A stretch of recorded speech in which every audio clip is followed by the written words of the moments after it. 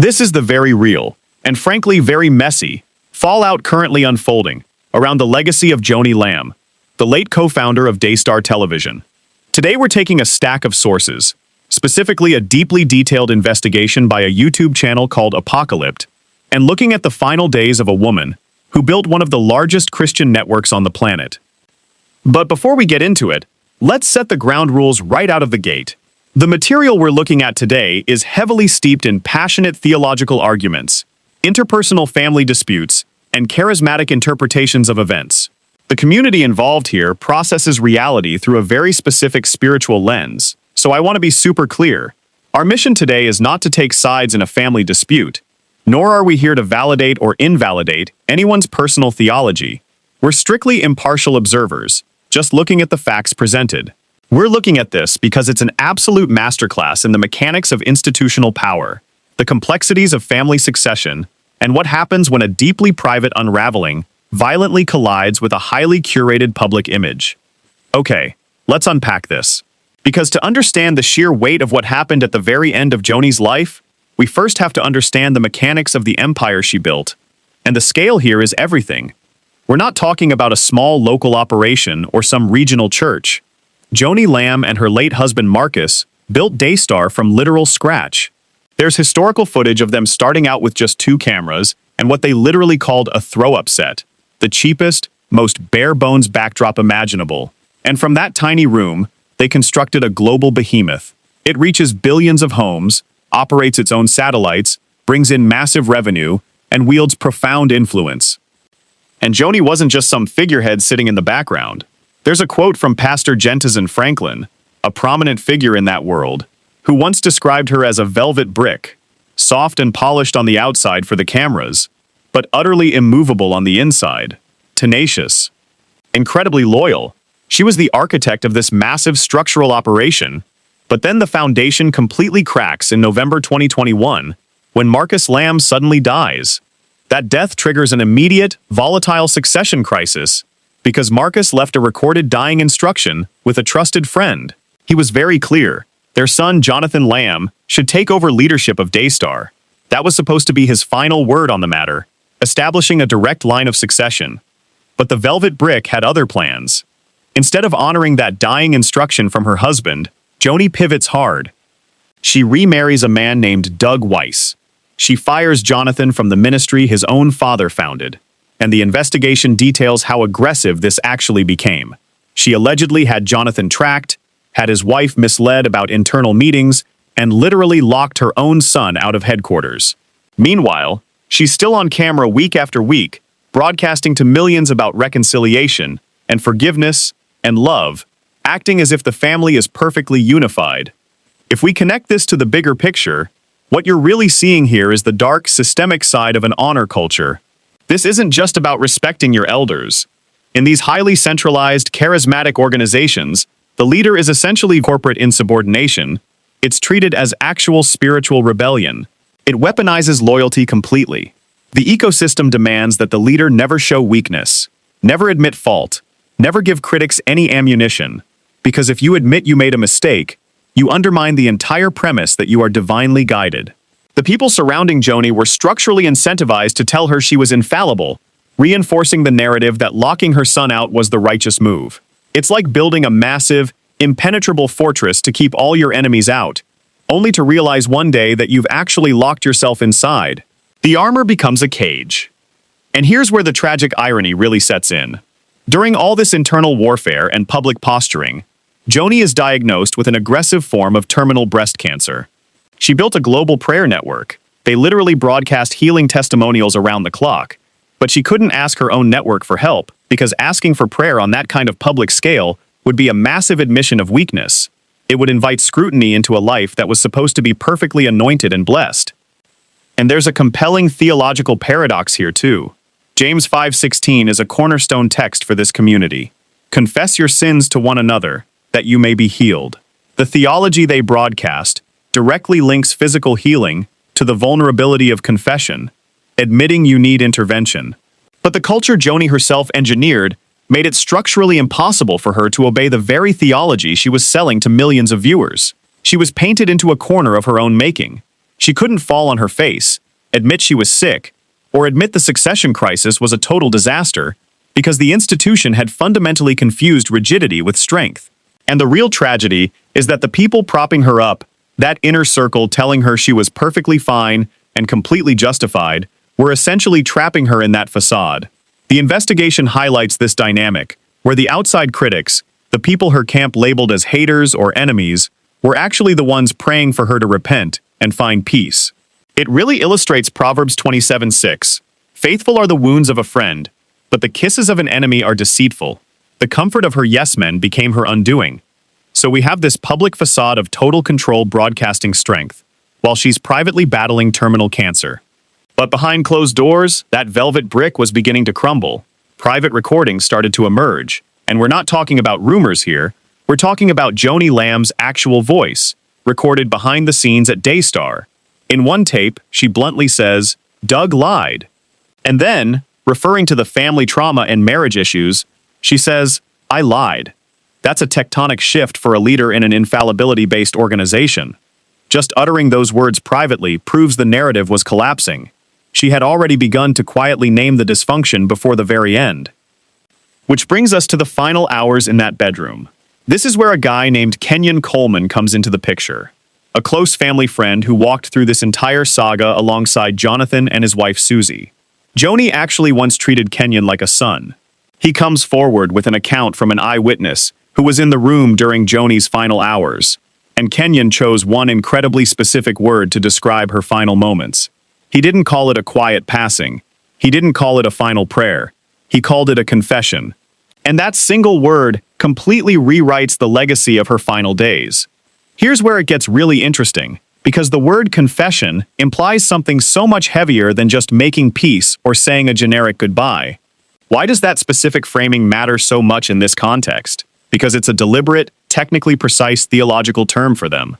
In the Greek of the New Testament, the word often translated as confess is homologeo, homo, meaning same, and logeo, meaning to speak or say. So it literally means to say the same thing as, or to agree with. It's not some PR apology like, "I'm sorry if anyone was hurt by my actions." Far from it. When you confess, in the homologeo sense, you are agreeing with reality. You drop all the defenses. You stop performing for the cameras. You stop trying to explain away your behavior, and you just name the objective truth of what went wrong. It's a total breaking of the performance. If that's indeed what happened in that room, it means a woman who spent years unable to publicly show weakness finally dropped the fortress walls. Okay, I hear the theological weight of that, but let me push back for a second on behalf of the listener. We're talking about a dying woman's final breath, reported secondhand by a family friend who is clearly aligned with the ousted son. That's fair to flag. And the investigation spends a lot of time on the fact that Kenyon had 3 convergent prophetic dreams about this, and Jonathan's wife Susie had a dream too. I have a hard time taking a dream about a gray pickup truck as hard evidence of a corporate leadership change. Are we just building a massive narrative case on charismatic wishful thinking here? Look, that skepticism is entirely warranted, and frankly necessary when you're looking at institutional power struggles. You cannot build a factual legal timeline on dreams. But we shouldn't view these elements as hard legal evidence either. We need to view them as the cultural vocabulary this specific community uses to process reality. The investigation points to these dreams and parallels not as legal proof, but as narrative signals that something profound was shifting in the real world. But how does a biblical parallel prove she actually confessed? Well, it doesn't prove it in a court of law, but it provides the archetype for why they believe it happened. Take the Samson parallel from Judges 16. Samson was this undeniably anointed leader, capable of massive feats, but he compromised his values with Delilah. He lost his strength, his vision, and ended up totally humiliated, literally chained to the pillars of his enemy's temple. But in his absolute final moments, stripped of his pride and his facade, he prays one last prayer. "Sovereign Lord, remember me. Strengthen me just once more." And then he pushes the pillars down, destroying the temple and himself in the process. It's not a triumphant, clean victory. It's incredibly messy. It's about a compromised leader finding the humility to ask for one final act of faithfulness, basically taking down the corrupted structure on the way out. The parallel being drawn in the source is that Joni, in her final moments, recognized the corruption of the structure she allowed to be built around Doug Weiss, and she chose to pull the pillars down. They also pair that with the thief on the cross from Luke 23, a public disgrace receiving costly, last-minute grace. The idea being that true confession doesn't require a long apology. It just requires a moment of genuine agreement with reality. Which brings us back to Susie Lamb's dream about the gray truck. She dreamt she was in the back seat, Joni in the passenger seat, and Doug driving this gray truck. But then Joni moves Doug out of the driver's seat, takes the wheel, gets Jonathan on the phone, and literally starts taking directions from her son. Even if you completely dismiss that dream as subconscious processing of grief and stress, it still functions as a glaring narrative pointer to a physical, real-world shift. Because a private confession in a bedroom, wrapped in spiritual metaphors, it's fascinating to analyze, but it doesn't actually change the board of directors. No, it doesn't. And that's exactly where the spiritual speculation abruptly ends, and the cold, tangible reality of the legal system begins. The story literally moves from a quiet prayer room to the highly documented, ruthless environment of the Texas probate courts. Let's get into that, because the paper trail they left behind is undeniable, and honestly, fascinating. In the final year of her life, while she's battling this aggressive cancer, Joni Lamb started making massive financial moves. She sold 3 homes. She downsized her life significantly. But most importantly, she placed 4 properties into a revocable trust. She was actively and quietly restructuring all of her earthly affairs. Let's break down the mechanics of that, because it's crucial to understand. For anyone unfamiliar with estate planning, putting assets into a revocable trust is basically like putting your valuables into a titanium safe. You close the door and hand the combination only to the specific people you want to have them. It bypasses the public court system entirely. It's designed for total privacy and precision. And what's fascinating here is the supreme irony of where Joni might have gotten that idea in the first place. Daystar operates its own legacy stewardship page. They actively taught their millions of viewers how to use trusts for estate planning. The network specifically advised its audience to use these exact legal instruments to ensure property goes to chosen individuals, to maintain strict privacy, and crucially, to prevent unwanted parties from getting their hands on the assets. So it's highly probable that Joni used her own network's playbook to legally correct her mistakes. She may have used that trust to add Jonathan back into the fold, or to significantly reduce or remove Doug Weiss's share of the empire.